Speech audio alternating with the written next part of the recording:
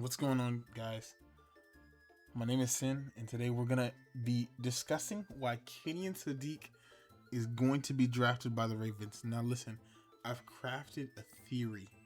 This theory is 100% locked in, and you're gonna see it when we look at the footage. We're gonna look at the footage, and when we take a look at the player, we're gonna draft them in a mock draft and see the team we can build around them, because I actually have a theory about the Baltimore Ravens as a team heading into the next season. All right, but first, let's watch this video. That really impresses you. 6'3", 245. He's an absolute animal. He's not just So, Kenyon Sadiq.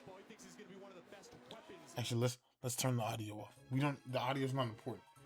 What's important is you're seeing him. You're seeing the extension. You're seeing the extension from him. You're seeing how he plays. Like, essentially, when this guy's on the field, we have another wide receiver. This guy is a serious catching threat, and we know Lamar loves to throw to tight ends. Okay, I'll elaborate more on that later. Let's continue watching. And here we see just him going out, getting it. Let's turn actually the audio up a little bit.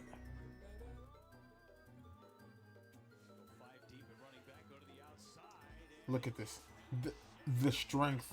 The thing that you're going to notice to this is that he is a very freaky athlete. They keep calling him freaky. I don't know why. Maybe he's freaked the fuck out. I don't fucking know. But this is the freakiest athlete, okay? You're going to notice. He just does things that are just...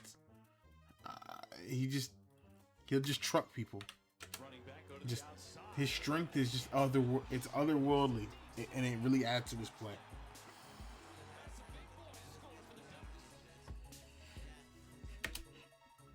Now to go with this. He recently lost Mark Andrews and Isaiah Likely. So, we're down 2 tight ends. What this guy does, and when I say we recently lost Mark Andrews, in my head, Mark Andrews is not going to be in Baltimore that long. 1, 2, maybe 3 more years. That's all the deal's going to give him. It's really a 2-year deal. I think it's really a 1-year deal with options out at each year. So, Mark Andrews, if he shits the bed this season, with his 0 recorded playoff touchdowns, it's not hard to see. But we love Mark when he works like a human. But with that being said, I don't think Mark Andrews is going to be here that long. So this is not only assurance for the future in what I think is a building draft. I don't think the Baltimore Ravens are planning to contend this year. The way this roster is being constructed, they're going to put Emory Jones on the line, Corey Bullock, like the players that they're going to put out on the field haven't really seen a lot of play time. In the scheme, everything is going to be new. I think this is just a rebuilding year for them, which is why I think this is going to be very important. This is going to be a very important pick. Kenyon Sadiq is going to give Lamar the target he loves, and he's going to be a blocking presence. You're going to see it later in the video. Let's keep going. It's only 30 seconds in. You saw many impressive plays, and look at him. Just his verticality.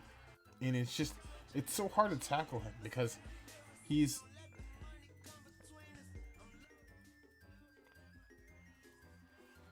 okay. Like, you see again, the physicality. Just refusing to get put down, man. Knees never touch the ground, bro.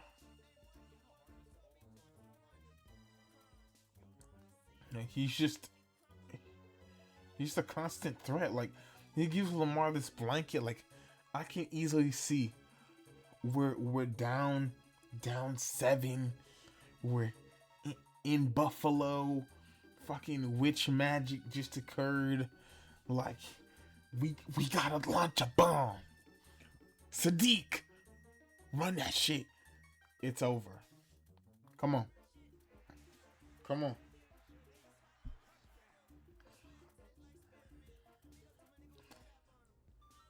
This is, I mean, Chad, you're looking at him on the screen. The screen running screens, and you'll notice his hurdling. It's not a 1 cent per game thing. It's in his arsenal, and you see the blocking over here. You see the blocking. Just look at this. Just continuous blocking. Just a blocking threat, like a dual tight end that can do both. There were people that were saying that he couldn't block, and like there was a ding on him in the beginning, but then like I guess they just didn't watch what he actually does on the film. So, I mean, look at this. The athleticism is just a point of just like he's a player with the tools that if he knows he can do it, he's gonna get it. You know, like it's incredible.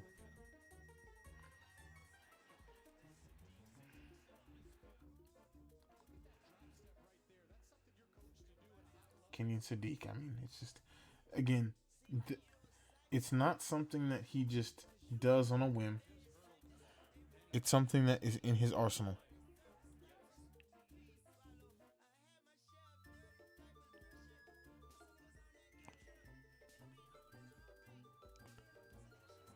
Sadiq.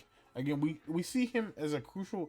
He's a lot of these clips are in the red zone because he's a red zone threat. He's a threat in the red zone, and Kenyon Sadiq, like, he's just a valuable. He's a weapon. He's not a tight end. Not a wide receiver. Not a fullback. He's a weapon that you can use in an offense. I think having something as a weapon,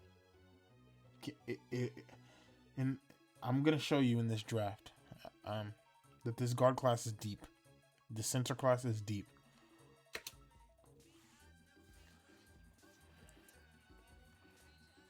And you just see it again.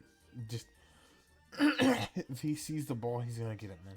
Just the athleticism to just do whatever. It's just so many deep balls, just because they keep mismatching him, but they don't know this nigga's like that. And another blocking rep. Look at this. Look on the ground. Okay. Another end zone catch. I mean, he's just consistently and constantly beating these players, and then just another jump. I mean, it's again. How long do I have to say it before? Blocking, opening flow lanes. I mean, imagine this is Derrick Henry instead of like this is Derrick Henry. Okay, this is gonna be the last highlight we watch. Just the ability and the durability to continue going. One-handed catch. I mean, this is a highlight, but still shows he has that in him. Blocking, another blocking rep.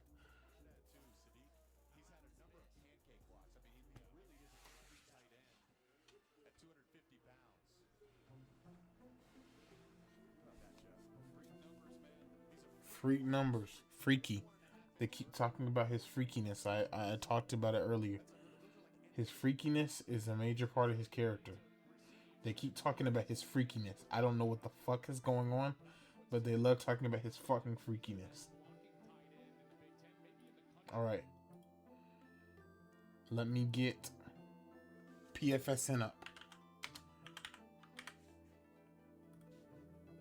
And now we're going to be doing a mock draft, drafting Kenyon Sadiq. So what I usually do, we're going to do a 7-round draft. We're going to put on fast. And then usually I do user ADP because actually let's just do PFSN this time. Because these consensus, I don't know if that's updated. A lot of these aren't really updated, so let's do PFSN. Okay, let's go.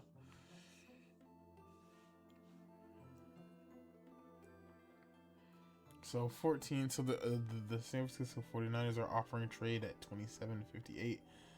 Unless we can get Sadiq at 27, no.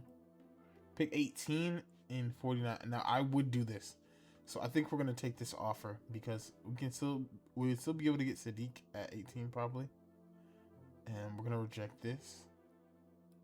Yeah, so let's go ahead and get Kenyon Sadiq. The Patriots traded back. That's actually crazy.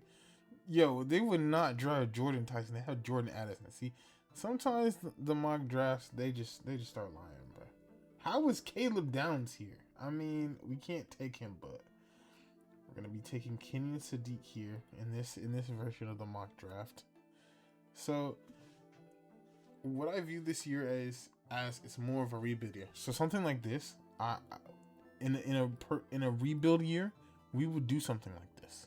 So I'm gonna take this 2 picks for 1. So we're gonna reject this because we only have 1 year. We don't have multiple years.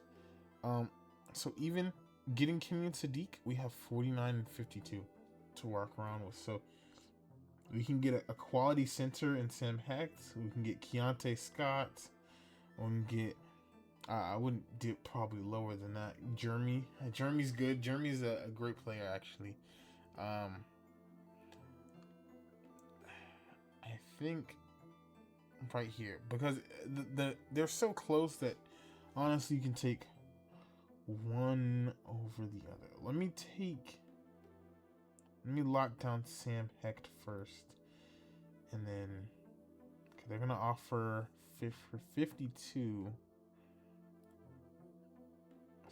What do they offer? They offered 64 and 96. And then this other team. Oh, hell no. Not fucking Buffalo. Honestly, I want... Okay, so I think what the Ravens plan to do this year is to try to develop players. So any players that I think are good physically and have a strong mental and are able to learn a variety of schemes are going to be able to be used in this Jesse Minter defense. And the Declan Doyle offense, I mean, nobody's seen the Declan Doyle offense because it was Ben Johnson's offense. And Declan Doyle didn't really call plays. So we don't really know exactly the Declan Doyle offense, but we can kind of guess. We know it's 3 tight ends, so that's why, obviously, we have no tight ends now. So, with that in mind, we already grabbed the tight end, and then, so with this being like a sort of a rebuild year, I think they're gonna go into the season with Corey Bullock and Pinter and Sam Hecht, and maybe try a combination of all 3, or just have one, have the rookie start. It can really go either way. Again, with this being what I deem as a sort of rebuild year, then I think we can afford to have them start.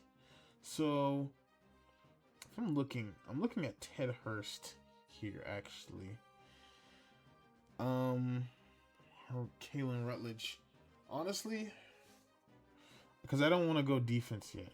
I mean, linebacker is what I could go. Or like Aiden Fisher is where like I would really like a linebacker. Keontae Scott is definitely good. And then you can never have too many corners. If we actually look, we actually do need more corners. I could see us taking Keontae Scott. I mean, BPA according to this would be Lee Hunter. But this DT, I just don't. I don't feel comfortable taking DTs in this draft, honestly. It's just like, unless you really feel good about Caleb Banks, then it might be rough. Keontae Scott or Skylar Bell. What corner are we getting later? We could get Jacoby Lane. I would like Jacoby Lane. Or even Elijah Surratt. But corners, Malik Muhammad's there.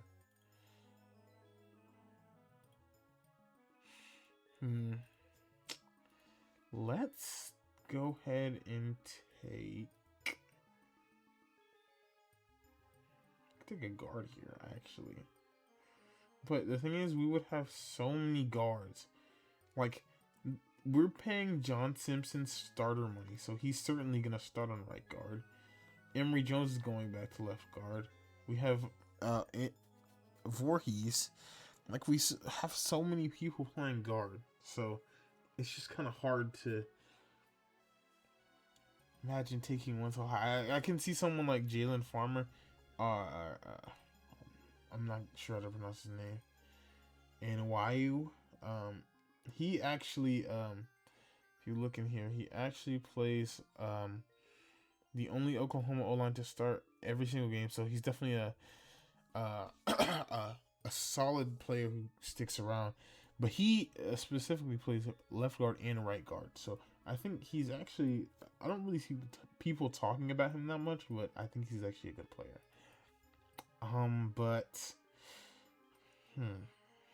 Anthony Hill Jr. is an option. I'm gonna take Keontae Scott. I think I'm gonna take Keontae Scott here, because I think we can get a wide receiver later. I won't trade that. So we can get Dezon Stribling is actually a pretty good wide receiver that's in the lower rounds. So they kind of took my guys. Okay, R. Mason Thomas is fallen. I mean, I guess I will. I mean, yeah, in the edge.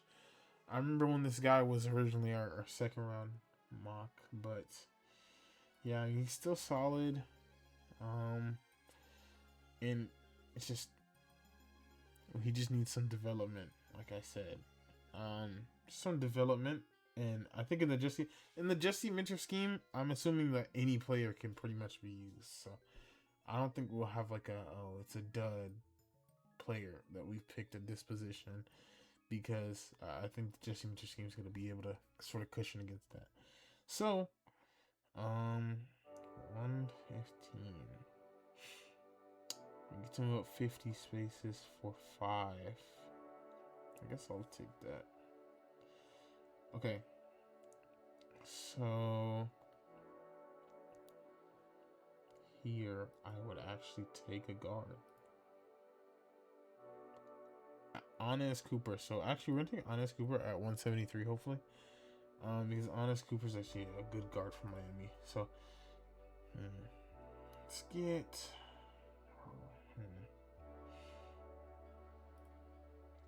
let's get a wide receiver at 120. Let's go up and get, honestly, Malachi Fields, his combine is not kind of worsen my stock on him, but I still believe that he can be a good player here. Honestly, I still think he can be a good player here. Honestly, so let's get Malachi Fields. Okay, go back to here. Well, Caleb Proctor's sitting right here. If Dezon Stribling falls, we could take him, but I'm taking Caleb Proctor, the diamond in the rough, who really broke out in the game against LSU. But, since he goes to Southeast Louisiana, not many people have seen him, but he's actually he's actually can be a great player. So I'm gonna take him. Dezon Stribling did fall, like I said. So actually, it's between him and Torian York, who's a player I actually also like as a linebacker out of A&M. Again, another lower round guy, but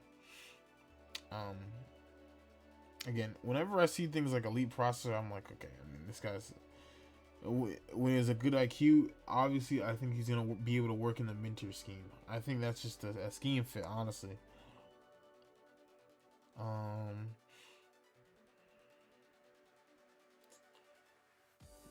So let's take Torian York.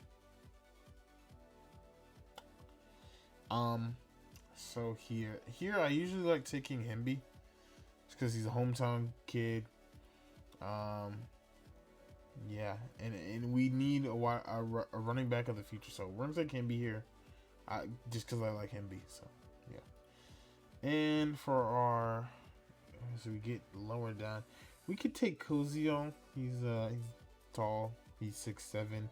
If you go to his ESPN profile, his little highlight thing is him catching a touchdown and then doing 6'7" as a Selly. So I mean that tells you a lot about the player. So I think he could actually be pretty good for the program. We actually might have to get him. I actually like Jay Sean Barham, but you already took Armason Thomas. And I want Mike Green to have some playing time too. Like the problem is when you're drafting, you don't want to draft too many guys to have like, oh, I got 6 wide receivers because we don't have a good wide receiver. Now it's like there's 6 guys you got to develop. So I'm thinking something like I mean, you can never have too many corners. A safety would be nice as well.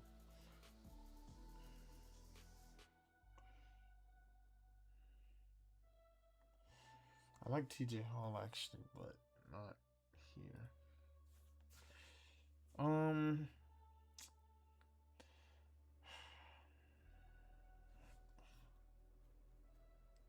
He's a good blocker, but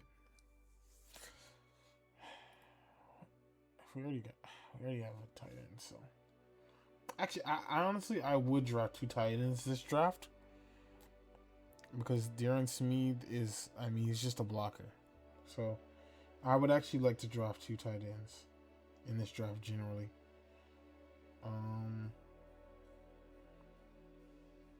Okay. Georgia Tech homers. It says 5'11". I just.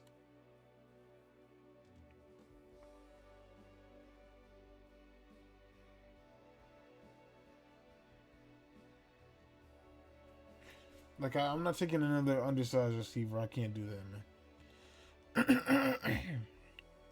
Man, we haven't taken a guard at all, so I think Billy Schrouth. Let me actually look through it. I don't want to just pick whatever. Whew. I mean, Schrouth looks like probably the BP at this position. And then we'll just. Oh, I actually like Borkircher. I actually like him. So, you know, like again, like, as you can read, he's just like a pass catcher. He can use him in the run game. So, I think we'll be taking him. And then for our last pick in the draft, we will be taking Cuevas. Actually, that's like, dude, we took 3 tight ends in this draft. I mean, EDC's bald, so you can never really rely on him. I took Logan Taylor. Another guard. Another guard to add to the guard room. Add to the rotation. Alright, so here is the mock draft.